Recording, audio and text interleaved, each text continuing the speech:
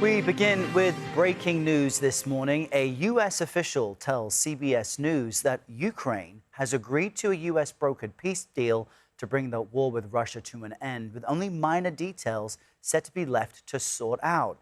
However, there's been no official word just yet from Russia. This as U.S. officials and diplomatic sources tell CBS News that Army Secretary Dan Driscoll is in Abu Dhabi this morning meeting with Russian officials. We're also told a delegation from Ukraine is there and has been speaking with Driscoll and his team. Meanwhile, the fighting rages on, with Russia and Ukraine trading deadly attacks overnight, killing at least 6 people in the Ukrainian capital of Kyiv and 3 in Russia's Rostov region, according to officials in both countries.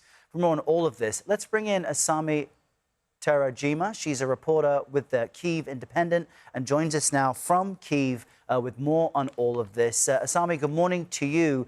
Share with us what you're hearing from Ukrainian officials about this peace proposal as it exists right now. The Ukrainian officials that we've spoken to have all dismissed the peace proposal, saying that, it is, in their words, capitulation of Ukraine. However, they also understand that Ukraine is put in a much more difficult situation every single day because the frontline situation is just getting worse.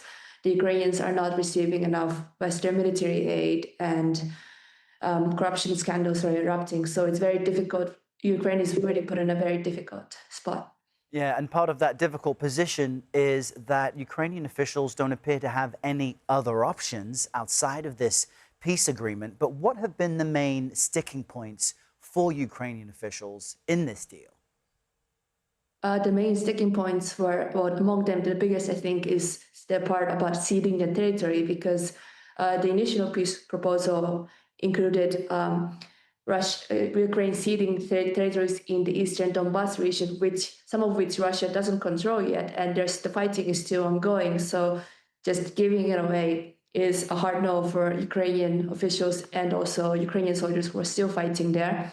And also the the cap on the size of the military in Ukraine is also that's also an issue for Ukrainians, because they are worried that another war could break out and Russia could invade again. So even if there is a peace proposal and that is set into place, they don't know for how long that unstable peace is going to last. And meanwhile, the war has not let up at all. Can you tell us about just the most recent overnight attacks there?